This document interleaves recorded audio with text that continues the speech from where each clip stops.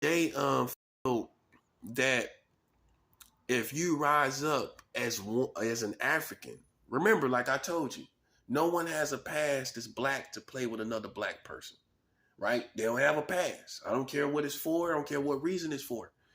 No other African American and the African American committee. You need to hear that. There's a committee. There's people that sit behind a desk and they think that they're the elite of African Americans and they have the power to say yay and nay to whoever they want to. Let me tell you something. I'm African without you. Let's first get that understood. I'm African without you. Period. My family is African without your family or the African American community. So if it was just my family on earth, they would be African. My bloodline would be African.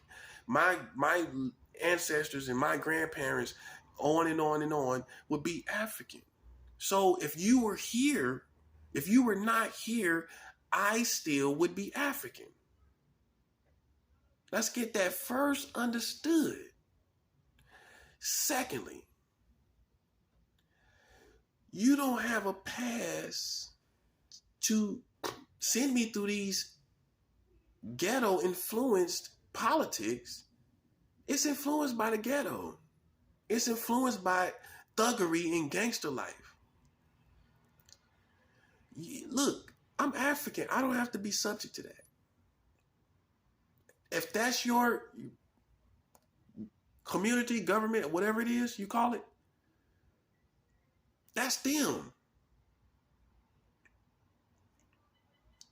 Okay? That's them. But the bottom line is this. The bottom line is this. I'm not subject to it. I'm not subject to that.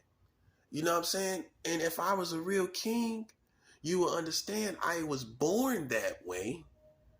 I'm not broken. And I say that to say, if it's not broke, don't fix it. You trying to fix on somebody that already has the excellent design, already showed excellence and purity towards children, purity towards the community, and you still are here playing games, and now it's turned into a war. It turned into a war because you didn't know when to stop. You didn't know when to end. So now we got a war, and now you got COVID and monkeypox, and you got inflation and mass shootings, and the whole community is going crazy. New York is giving announcements for nuclear war because, see, someone that was supposed to be a leader over your country, when you play with somebody like that had the destinies of many people and the destinies of a whole country in his hands, and you think that black, ratchet, chicken-eating, fish frying eating community is going to play with that, you are sadly mistaken. You are sadly mistaken. See what you did, and I'm going to tell you who made you do it. I'm going to tell you who made you do it. I'm going to tell you who made you do it. These, you got so let me say it this way. You became such an enthusiast with hip hop that you allowed it to influence your powers that be in the black community. So you got around these rappers so much that you start thinking that you had to use their prison type tactics because they got it from prison. I mean, that's where, like, listen, most of the tactics that the hood uses, the ghetto uses, is influenced by the criminals that went in and out the penitentiary. So they come out and they own that. That's why it feels the way it feels. It feels like prison out in the streets because they look at the tactics they use: pushing up on people, pressing up on people, listening, eavesdropping. That's all prison. That's all jail or prison influence type atmosphere. So basically, in all essence, the African American leadership has come to a point where you become like prisoners, like felons, people that like, and you're using those type of tactics to try to raise up a king, to try to raise up a queen. And that's why you fail every time, because you're sending them through hoops that they shouldn't have to go through. They shouldn't have to go through that. Man, if you can't tell a racist, then you black, then something's wrong with you. I can tell somebody if somebody's racist. I can tell if somebody's down. Now, if something is being said and done, you need to ask questions. Well, why is that person like that? Get down to the bottom of it. But you can't really say they're racist. They may be in conflict among black culture and people, which does not make them racist. If you go to Africa, you have different countries that go to war with each other. African people in Africa go to war with each other. They shoot and kill each other. Different African countries go to war with each other, right or wrong. So the presence of war does not mean racism among Africans. That's what I'm saying. You're so influenced by racism that you think as soon as someone opposes African people, they're racist. But not you, but you overlook that I'm African too.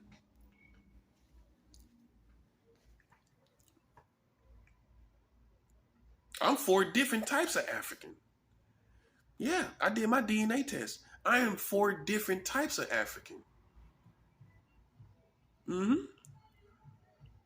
I can prove it to you. Maybe that's why I am the way I am. But you have failed to raise kings and queens because you have made this. We like Marvin Gaye music, and we sitting back in this progressive way, and we trying to move forward, and we like, we doing this and doing that, and we smile on pictures, and we trying to move culture forward. But you still using hood politics tactics to raise kings and queens. That's beside the Marvin Gaye part. They ain't got nothing to do with Marvin Gaye. Not at all. And this is where you fail in. This is where you fail. You try to make me subject to that. I know what I'm talking about. This is how you should know that I know a little bit about the streets. You can't make this up. You can't make this up.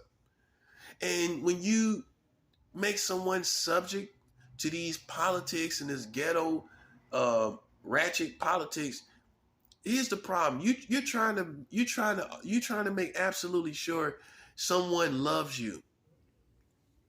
Here's the punchline.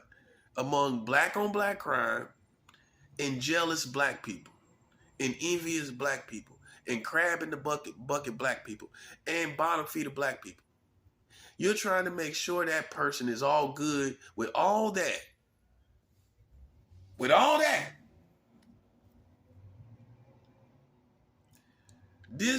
A leader that will rise up in this time, you cannot regard that part because it's too many bottom feeders and crabs in the buckets and too many different types of black people that pull each other down for you to be trying to see if you get along with everybody. And that's what's holding you back. Yes, it is. Yes, it is. That's what's holding you back. But it's also holding I might note that it's also holding the African American community back. The dynamic of hate in the African American community, it's holding the whole African American community back. It's doing it. It's actually active in doing it.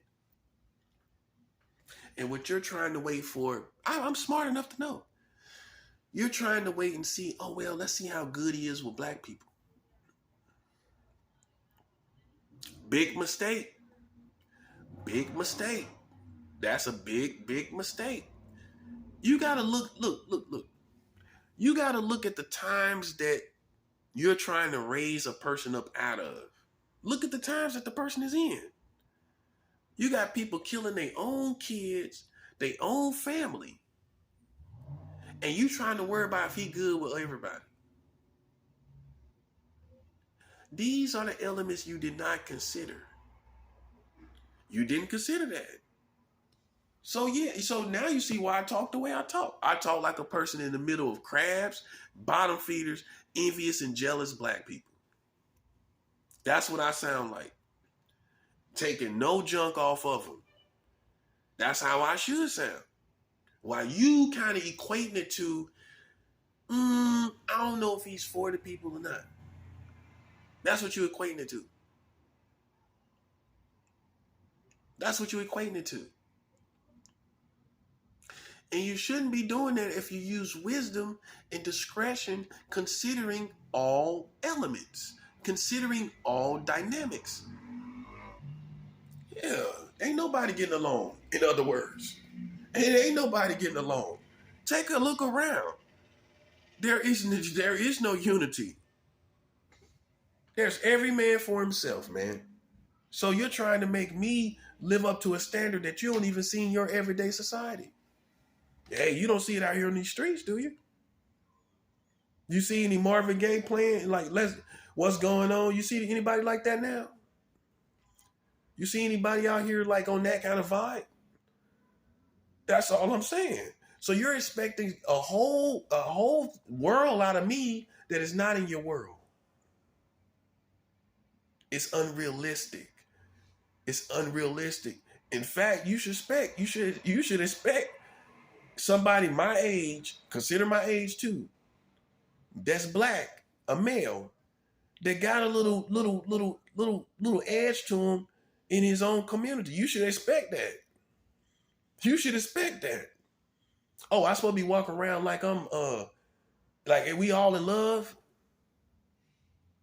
What world you live in, man? That's what I'm saying. So that's where you made a mistake. You was trying to hold me to this whole 1960 Marvin Gaye kind of guy. We don't look, man. At that time we were together. At that time we was more united, but that's not the times we live in. The times we live in, man, basically, if you walk down the wrong block, talking about brother this, brother that, sister this, sister that, they gonna rob you. You talking about my brother. Man, you gonna be robbed by your brother. Just like Cain rose up against Abel. He gonna rise up against you in the field. That part. While you talking about brother. You go down the wrong block in any black community in any metropolis in America, talking about brother at the wrong time of night. And you see what happens. You will be robbed, blind, or worse. You might just be shot and killed for no reason.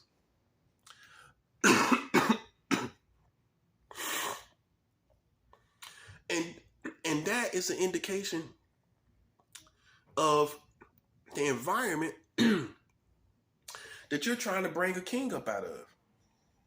You're trying to bring him up out of a time where if he walks down the wrong block, he can say, brother this, brother that. He could be the best of the best. He gets robbed. You're raising him up out of that time. For people that done lost a touch on that's out of touch with reality, that don't have a grip on reality, or let's just say you don't have a cutting edge concerning reality. You're not cutting edge as far as reality. You're not laser sharp as far as reality. That's the times we live in, man. And I'm not saying it's an excuse to walk around with hate in your heart and just walk around any kind of way. But hey, you can't really say that's me though. You can't really say that. So what you're doing also with these kings and queens that you try to raise up out of the African American community, you start splitting hairs. Yes, you do. You start splitting hairs. You know this person ain't really doing nothing. You've seen enough evidence where you know this person is saying certain things that only black people can say. There's certain things that it's a black code. And it ain't no Mexican can say it. Ain't no Puerto Rican can say it. Ain't no Asian, white, and any other race can say it. It's certain things and certain ways we are. And how we even talk. It's certain things that is a telltale, okay, this person is good. You overrode that part. Yeah, you did. Yeah, you did. If you was paying attention, you'd be paying attention to everything. The inflation in my voice, the inflection in my voice. You'd be paying attention to my voice patterns, my words, my choice of slangs. If you really was trying to see me for who I am,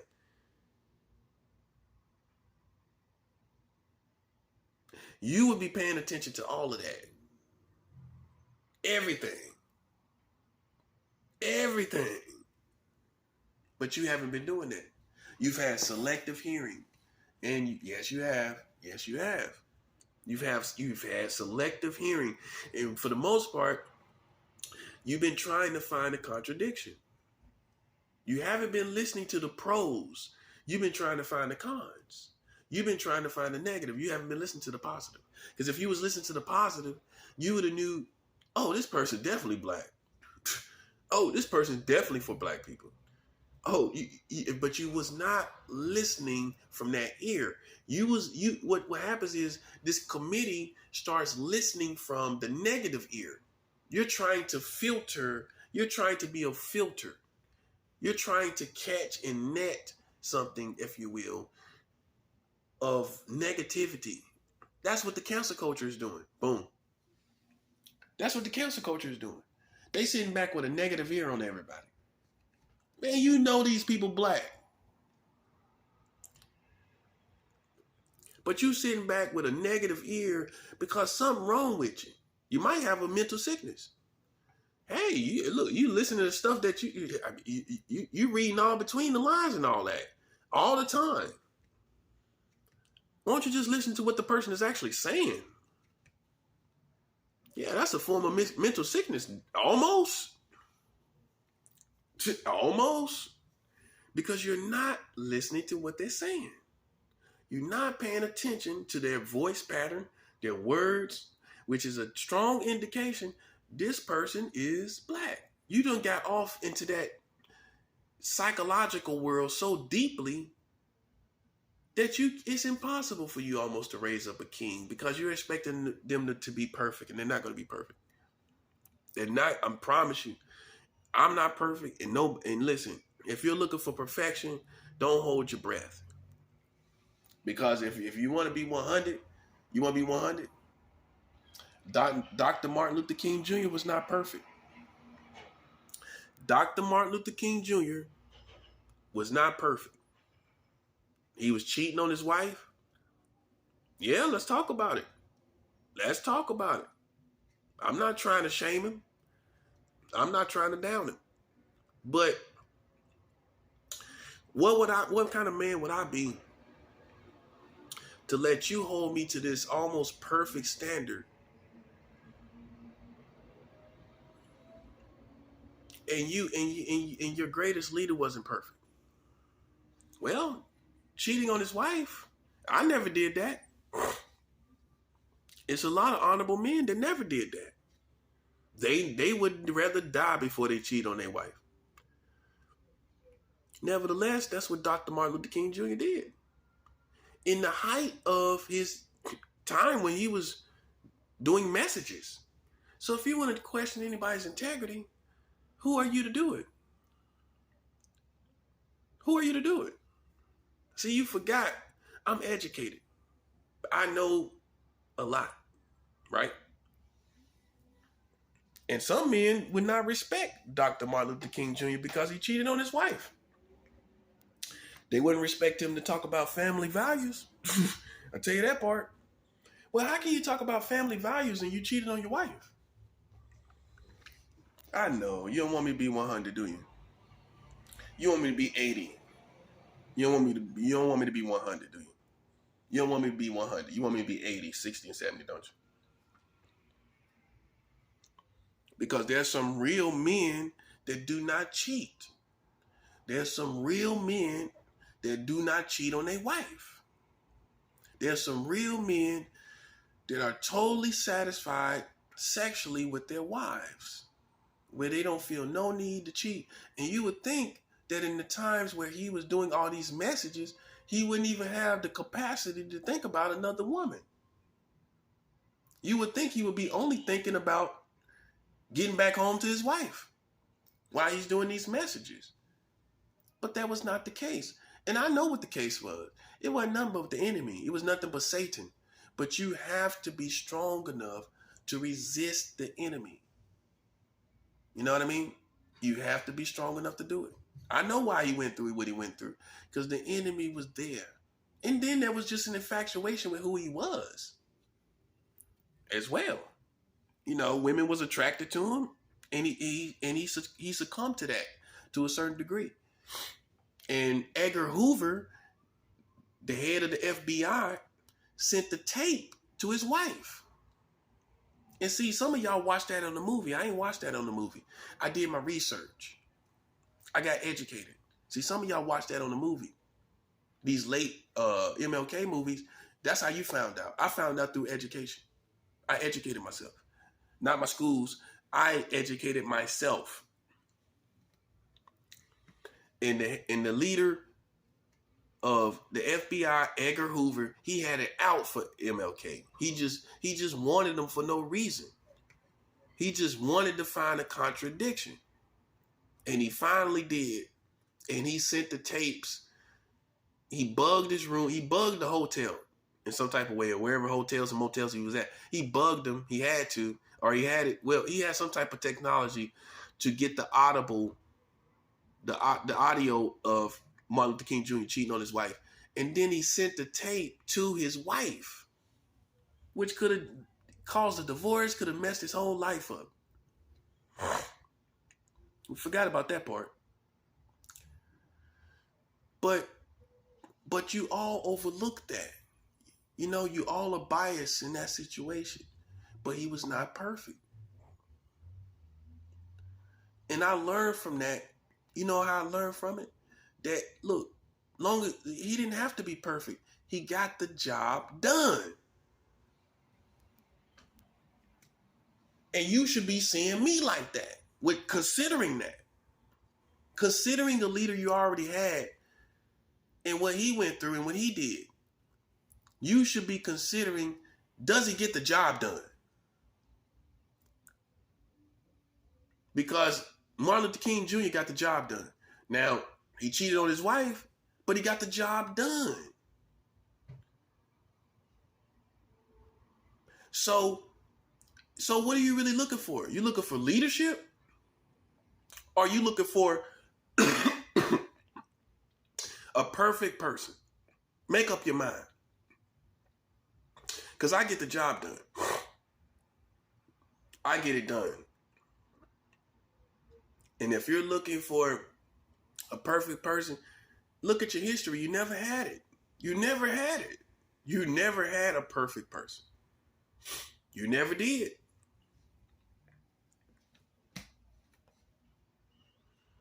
And so here you are trying to split hairs with me, and you never really did that with Martin Luther King Jr. Well, you didn't really put an emphasis on that part, did you? And some would say that makes him not a family man at all. Some people.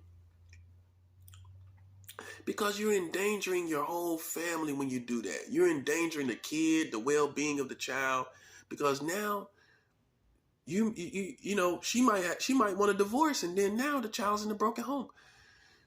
So some people would say, you can't even esteem someone like that as a family man or a person that reflects family values, going and being with another woman.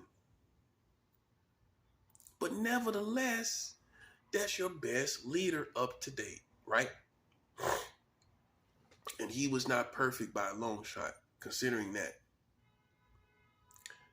But like I said, he got the job done.